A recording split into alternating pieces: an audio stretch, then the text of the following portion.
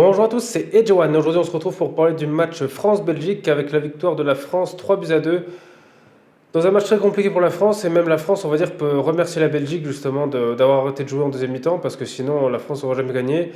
Voilà, ce match m'a vraiment étonné de la part des Belges parce que justement, on va dire, les Belges, depuis le temps qu'ils voulaient battre l'équipe de France, qui ont même fêté la défaite de l'équipe de France à l'Euro. Et ben là, ils mènent 2-0 à la mi-temps. Donc ils ont quand même bien dominé la première mi-temps. Ça se voyait qu'ils étaient à un niveau au-dessus de la France. Et au final, ils perdent parce qu'ils ont arrêté de jouer en deuxième mi-temps. Et donc là, c'est un peu dommage justement de finir comme ça parce qu'en plus, comme je le répète souvent, la Belgique a de la chance d'avoir une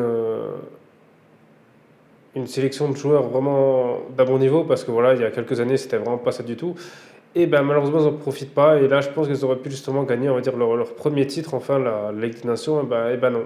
Voilà, c'est dommage, c'est une équipe qui reste première au classement FIFA, mais malheureusement qui concrétise jamais quand il faut lors des grands rendez-vous.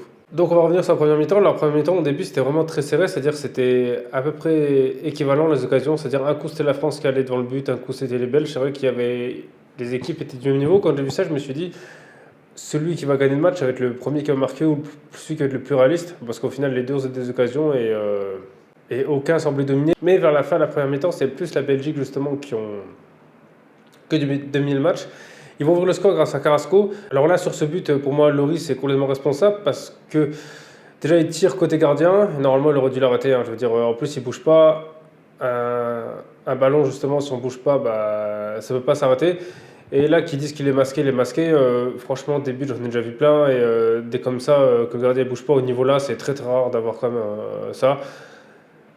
Donc j'ai pas vraiment compris ce que Loris a fait. De toute façon, il est responsable hein, parce que s'il n'a pas anticipé, s'il avait anticipé, s'il n'est pas capable justement d'anticiper, de revenir après sur ses appuis parce qu'il n'avait pas bougé, là il est responsable. Pour moi, sur le premier but, Loris est responsable parce qu'en plus, côté gardien, normalement, ça s'arrête.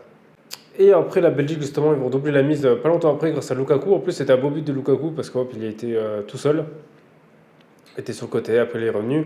Et là aussi, pour moi, Loris est responsable, parce que, alors certes, dans la position où Loris est au moment où Lukaku tire, là, c'est quasi impossible à rater. Mais ce qu'il aurait dû faire, c'est sortir sur le joueur et l'empêcher justement soit de faire un centre ou soit de tirer.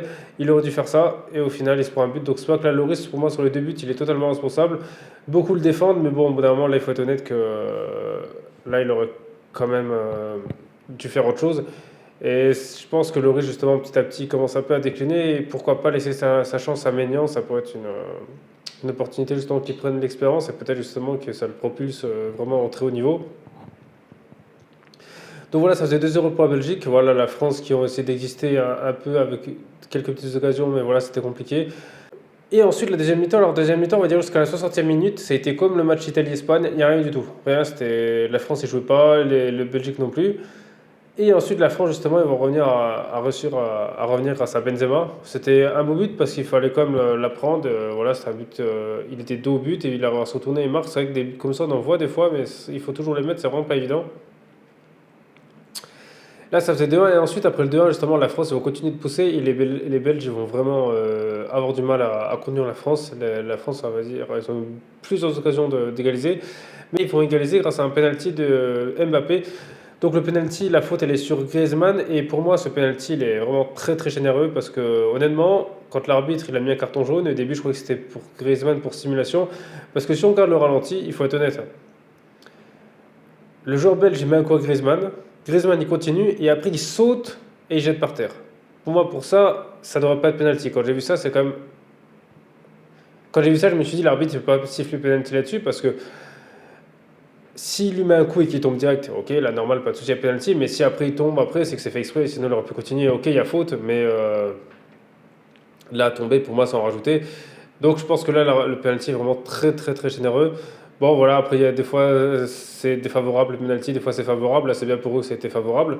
Donc voilà, ça faisait 2-2, en plus c'est bien qu'Mbappé le tire, comme ça efface un peu son tir au but raté. En plus, voilà, comme Mbappé l'a tiré, là, pleine force dans la lucarne, c'est toujours comme ça qu'il les tire, les pénaltys Mbappé. Donc c'est pour ça que face à la Suisse, j'ai pas compris pourquoi il n'a pas fait ça, parce qu'il fait toujours ça dans ses pénaltys. Donc, bon.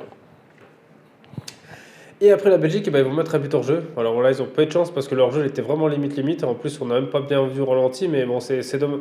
On va dire c'est dommage pour eux parce que si honnêtement ils auraient gagné là-dessus, je me suis dit c'est vraiment qu'ils sont vraiment un cran au-dessus des autres parce qu'honnêtement, se faire revenir, se faire dominer sur le seule occasion qu'ils ont, ils marquent, là il faut être très fort. Mais même de toute façon, même si c'était hors jeu, ils ont quand même réussi à le mettre. Ça veut dire comme qu'ils étaient comme un cran au-dessus. La France a eu besoin de beaucoup plus d'occasions. C'est que les Belges ont été très très réalistes. Ils méritaient de gagner sur ce match, hein, quand on voit leur niveau de jeu, mais ils ont perdu à cause de l'excès voilà, d'orgueil ou de confiance.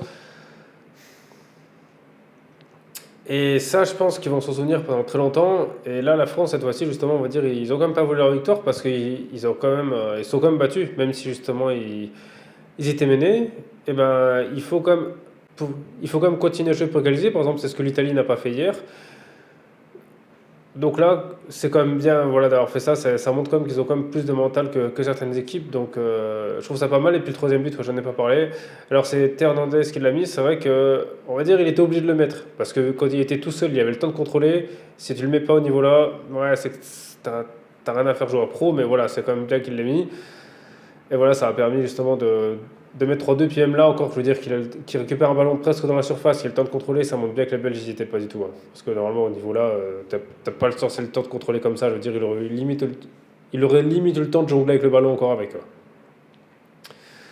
Donc voilà, la France qui se retrouve en finale de la Ligue des Nations. Donc je pense face à l'Espagne, ça va être très compliqué parce que l'Espagne c'est un tout autre style de jeu. Donc c'est justement un jeu de possession. Donc la France va devoir jouer en contre. Ils sont capables de réussir grâce à Mbappé. Mais ils vont devoir être très réalistes parce que je pense que l'Espagne, ils ne seront pas à voir là, comme la Belgique. S'ils arrivent à mener, ils ont réussi à gérer contre l'Italie. Je pense qu'ils arriveront à gérer. Mais bon, après, l'Espagne est assez fébrile quand même, hein. On a bien vu que l'Italie a réussi à réduire le score grâce à des petites erreurs. Donc je pense qu'il y aura quand même moyen. La défense de l'Espagne n'est pas exceptionnelle. Il y a quand même des trous. Voilà, on voit des fois que l'Italie a quand même plusieurs face au gardien. Je pense que la France peut quand même remporter cette Ligue des Nations. Donc voilà, après vous dites-moi justement dans les commentaires si vous pensez que la France peut gagner la Ligue des Nations. Et sinon, merci de nous avoir regardé cette vidéo. C'était EJ1. On se retrouve très vite pour une prochaine vidéo.